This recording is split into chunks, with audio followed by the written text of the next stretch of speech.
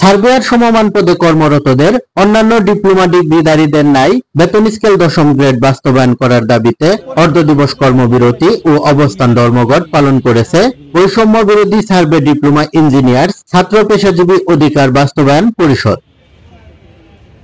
বৃহস্পতিবার গাজীপুর জেলা প্রশাসকের কার্যালয়ের সামনে অবস্থানরত সার্ভেয়াররা জানান, অন্যান্য ডিপ্লোমাধারীদের জন্য দ্বিতীয় শ্রেণীর পদমর্যাদা ও বেতন স্কেল ১০ম গ্রেডে নির্ধারণ করা হলেও সার্ভেইং ডিপ্লোমাধারীদের সরকার নির্ধারিত গ্রেডের কয়েক ধাপ নিচে ১৪, ১৫, ১৬ গ্রেডে নিয়োগ দেওয়া হচ্ছে, যা সম্পূর্ণ বৈষম্যমূলক। এ সময় ১০ম গ্রেড বেতন স্কেল বাস্তবায়ন না হলে আগামী ৬ অক্টোবর ২০২৪ তারিখ হতে আরো কঠোর কর্মসূচি প্রদান করা হবে বলে ঘোষণা দেন বৈষম্য বিরোধী সার্ভেয়ার নেতারা। বাংলাদেশে ৩২টা টেকনোলজি আছে ডিপ্লোমা ইঞ্জিনিয়ারদের, সেখানে তার ভিতরে ৩১টা টেকনোলজি অলরেডি তারা ১০ম গ্রেড পেয়ে গেছে, কিন্তু একমাত্র আমরাই বৈষম্যের শিকার ডিপ্লোমা সার্ভে ইঞ্জিনিয়াররা, যে আমরা এখন পর্যন্ত সেটা বাস্তবায়ন হয় না।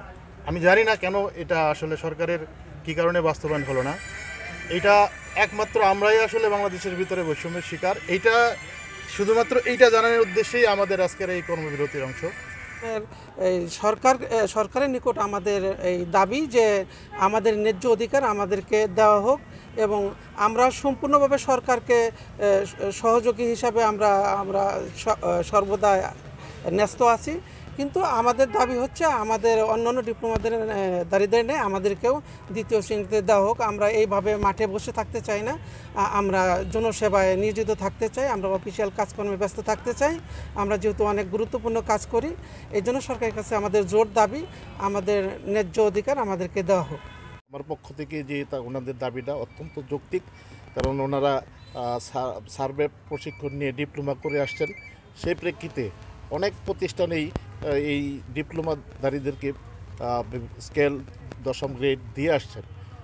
যেহেতু ওনাদেরও অন্যান্য বেচগুলি পেয়েছেন, তাহলে ওনাদের পেতে তো কোনো সমস্যা আছে বলে মনে করি না। আমি সরকারের দৃষ্টি আকর্ষণ করব, ওনাদেরকে মাঠে না রেখে যেন ওনাদের দাবি পূরণ করে আবার অফিসে কাজ করার সুযোগ করে দেন। ধন্যবাদ।